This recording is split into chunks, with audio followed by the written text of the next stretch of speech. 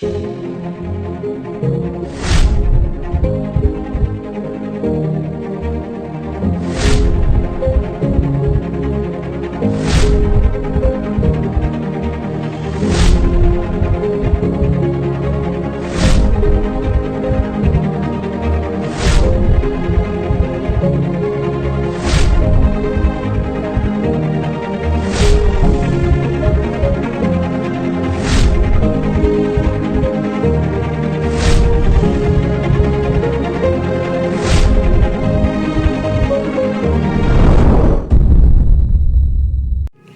हिंद। आप सभी का स्वागत है हमारे चैनल MHRD टीचर में। मेरा नाम है अनुपम तिवारी। तो इस वीडियो में हम बात करेंगे हाइट इस बार क्या है कि डिजिटल तरीके से मापी जाएगी या डिजिटल मशीनें आ चुकी हैं, तो उसी मशीन का उपयोग किया जाएगा हाइट को मापने में। तो उसमें किस प्रकार से मापी जाएगी और जिनकी फिक्स हाइट है तो वो बच्चे क्या करें उसके बारे में बात करेंगे। तो आधार अपडेट का कुछ बच्चे परेशान हैं कि आधार अपडेट नहीं हो पाया है, कि आधार अपडेट में दिक्कत आ रही है, अभी फाइनल प्रिंट आउट नहीं आया, वो पोस्ट ऑफिस वाला नहीं आया, तो उसके लिए क्या करें और एफिडेविट किस प्रकार बनवाना है और रनिंग कब से होगी और रनिंग की तैयारी कैसे करें, 4-5 बिंदुओं पर हम बात कर लेते हैं। ठीक है, सबसे पहले समझते हैं हाइट। डिजिटल जो मशीनें आ गई हैं तो उससे मापी जाएगी। डिजिटल हाइट में क्या होगा कि आपके सामने आपको खड़ा कर दिया जाएगा, उस हाइट पर उस मशीन पर आप खड़े हो जाएंगे, उसमें ऑटोमेटिक वो आएगी, आपके सिर पर रख जाएगी। उसमें आपको खड़े होने का तरीका बहुत सावधानी से होना है, मतलब खड़ा होना है, बिल्कुल चेस्ट बिल्कुल अपना तंग करके खड़ा होना है और सिर को ज़्यादा ऊपर नीचे नहीं करना, बिल्कुल सामने देखते हुए आपको रहना है। जिससे क्या होगा, सबसे अच्छी आपकी हाइट आती है तो आप देख लीजिएगा कि जिससे आपकी हाइट सबसे अच्छी आती है उसी स्थिति में आप खड़े हों। आप घर में 1-2 बार ट्राई करके देख लीजिएगा। लेकिन ऐसा नहीं है, जिनकी हाइट फिक्स रहती है तो उनको क्या होता है कि उनको ऐसा नहीं है केवल एक मशीन से नपवाया जाए, उनको आप संतुष्टि के लिए 1 मशीन, 2 मशीन, 3 मशीन, जितनी मशीनें होंगी उनको सबसे आपको नपवा दिया जाएगा, जिससे आप बिल्कुल संतुष्ट रहें। जैसे आपकी फिक्स है तो आपको अगर जैसे घर में आप नाप रहे हैं, आपको आपकी ज़्यादा आ रही हो तो वहाँ पर भी आपकी 1 मशीन है, 2 मशीन है, 3 मशीन में आपको संतुष्ट करने के बाद ही आपको भेजा जाएगा, आपको पास या फेल किया जाएगा। और अगर आप संतुष्ट नहीं होते हैं तो आपको आपत्ति लगा सकते हैं, कोई बड़ा अधिकारी आएगा, वो उनकी उपस्थिति में भी आपको नपवाया जाएगा, जिससे आप संतुष्ट हो जाएं। तो आपत्ति भी लगा सकते हैं, जैसे अगर आपने कहीं और नपवाया है, जैसे आप GD में गए हों या किसी दिल्ली पुलिस में गए हों या MP पुलिस में गए हों, कहीं और गए हों, वहाँ आपकी हाइट ज़्यादा निकली हो तो वो आप वहाँ पर ले जाइएगा और जिससे आप वहाँ पर पेश कर सकते हैं, हाँ हमारी इसमें इतनी निकली थी, तो वो मान लेते हैं, उसके आधार पर आपकी हाइट नपवा देते हैं।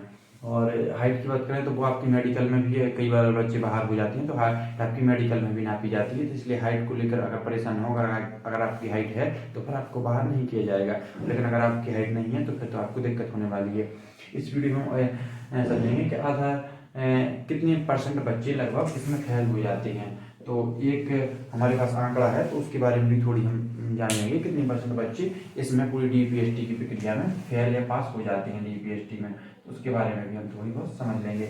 डिजिटल हाइट आपको समझ में आ गया होगा। चेस्ट है, चेस्ट तो हमारा मैनुअली फीता से ही नापा जाता है, उसमें चेस्ट में किसी को घबराने की दिक्कत नहीं है, चेस्ट में सब कोई पास हो जाता है। बहुत ही अगर ज़्यादा पतला है तब वो पास नहीं होता है, लेकिन पास हो जाता है। 79-84 मांगते हैं तो किसी का 78 है तो वो भी पास हो जाता है। फुला दे, कुल मिला कितना हो जाए उनका, अगर कम है तो थोड़ी बहुत ज़्यादा फुला दे, जिससे 85-86 कर दे, थोड़ी बहुत वो उंगली वगैरह भी लगा लेती है, जिससे सभी का चेस्ट आ जाता है आराम से, आपको घबराने की दिक्कत नहीं। वहीं बात करें आधार अपडेट की, अब किसी का आधार अपडेट नहीं हो पाया है, अगर दिक्कत आ रही है तो आप बिल्कुल ना घबराएं।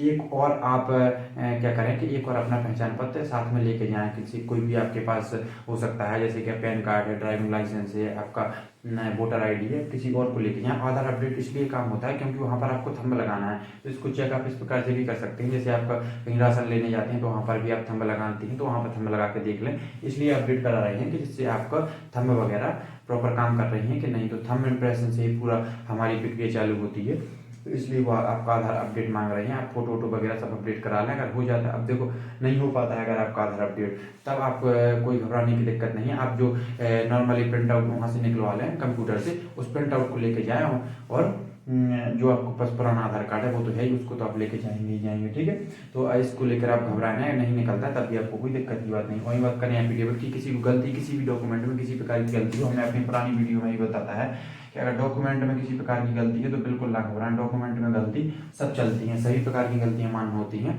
आप वहाँ पर जो आपने आवेदन फॉर्म में लगाया है वही आप वहाँ पर पेश कर दीजिएगा, और जो डॉक्यूमेंट में गलती है उसको आप एफिडेविट में लिख लीजिएगा। अब एफिडेविट का स्वरूप क्या होने वाला है, एफिडेविट में आपको रोल नंबर के साथ में रजिस्ट्रेशन नंबर ये दोनों जरूर डालने हैं। अगर आप रोल नंबर, रजिस्ट्रेशन नंबर ये दोनों नहीं डालते हैं तब आपको दिक्कत होगी। आपको एफिडेविट से आपके नाम से वहाँ पर कोई नहीं जानता है।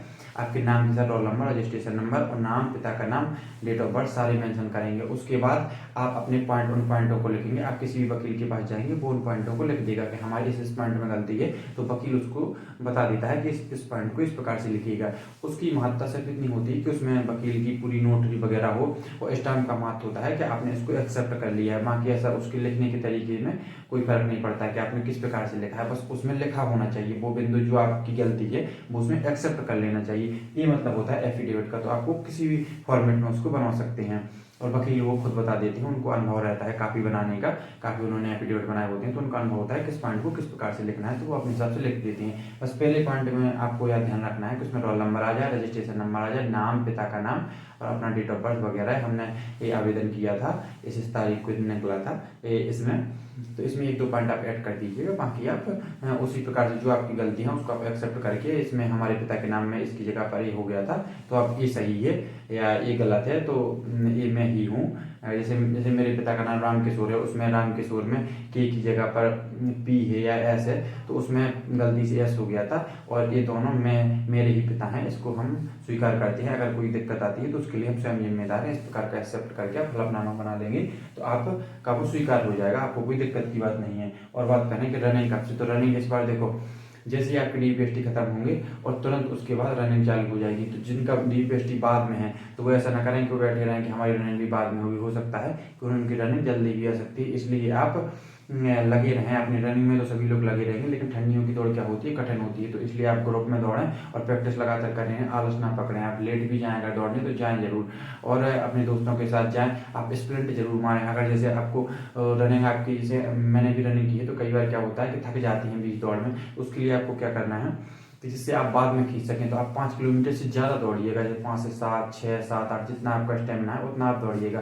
तो हम लोग क्या करते थे कि हम लोग जब 5 किलोमीटर दौड़ते थे तो पहले यहाँ से 5 किलोमीटर जाते थे और फिर वहाँ से 5 किलोमीटर वापस आते थे। तो जिससे क्या होता था, हमारे 10 किलोमीटर की रनिंग या वॉकिंग सब मिला के हो जाती है। 10 से 12 किलोमीटर हम एक दिन में चल लेते। तो क्या होता है, उससे स्टेमिना बना रहता है। फिर बाद में आप जब रनिंग करने के लिए जाते हैं तो बाद में भी आप अपनी दौड़ को बूस्ट या खींच पाते हैं, जिससे आपके लास्ट के कुछ समय आपका बच जाता है। तो इस प्रकार से आप रनिंग कीजिएगा। इसके लिए आपको स्प्रिंट भी मानना है 100 मीटर, 200 मीटर की। आप तेज दौड़िएगा। आप 14 सेकंड, 15 सेकंड में 100 मीटर मारिएगा, कितने सेकंड में आप कर पाते हैं, तो उससे भी आपकी रनिंग तेज होती है। और आप अच्छे से खाना पीना भी अच्छे से खाइएगा, क्योंकि ठंडियों का समय है, आपको नुकसान भी नहीं करता है कोई भी खाना। तो अच्छे से आप खाना लीजिए, नॉर्मल डाइट लें। कोई ऐसा खाना भी ना लें कि जिससे आपको नुकसान हो और कोई दिक्कत भी नहीं होती। आप सोचें कि हमको बहुत ही कुछ एक्स्ट्रा खाना है, तो एक्स्ट्रा कुछ नहीं खाना, जो आप खाते हैं नॉर्मली वही खाना है। अच्छा खाना खाएं, हेल्दी खाना खाएं, कोई फास्ट फूड वगैरह ज़्यादा ना खाएं।